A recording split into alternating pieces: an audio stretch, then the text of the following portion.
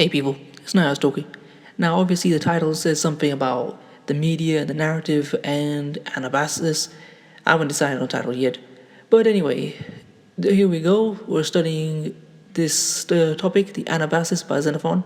So this is from the Hoover Institution. Anabasis is a classic story of an army's retreat from disaster told by the man who was thrust into the role of saving it.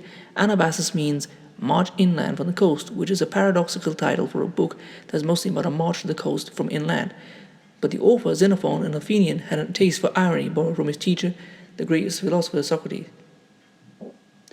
Xenophon at first played a minor role in an army of 10,000 mercenaries who marched inland from the Mediterranean in the service of a rebel Persian prince, Cyrus. In 401 BC, Cyrus meant to wrest the throne from his royal brother.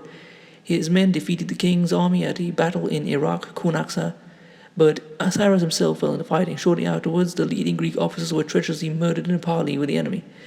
The army now turned to Xenophon. He played the key role, leading hardened Greek soldiers of fortune on a march to the sea through northern Iraq and eastern Turkey. This was rugged, foreign, and hostile country, and the Greeks had to fight their way through against both men and the elements. The emotional highlight of the book comes when the men suddenly catch sight of the Black Sea from a mountain in eastern Turkey. Folata, Folata, they cried in excitement. Basically, the sea, the sea.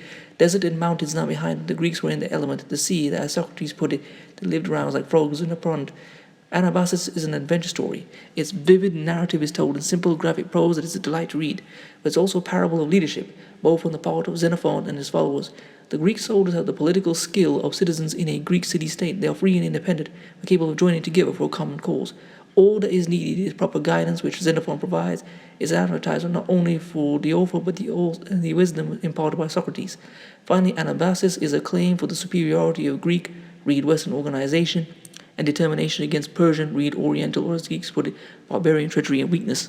As recent years show, this claim cannot simply be asserted, but must be proven, if proven it can be.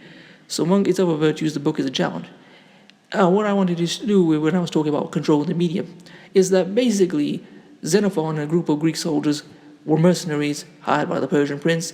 They lost and had to make a humiliating retreat back home, and very luckily survived it. Now, that's a short answer, but the way Xenophon, who tells the story, he's twisted the narrative to make it an incredible story where he assumed leadership in a dire situation and where they heroically fought their way back home against all the odds. And basically, as this side presented, is a claiming for the superiority of Western civilization, or in a story of a humiliating retreat. That is the power of controlling the narrative, that you can change a story of making a military defeat look like a victory in some way, shape, or form. So that's one video. I hope you've enjoyed this. I'm going to make an accompanying video in the next one. Please comment, rate, share, and subscribe. Peace.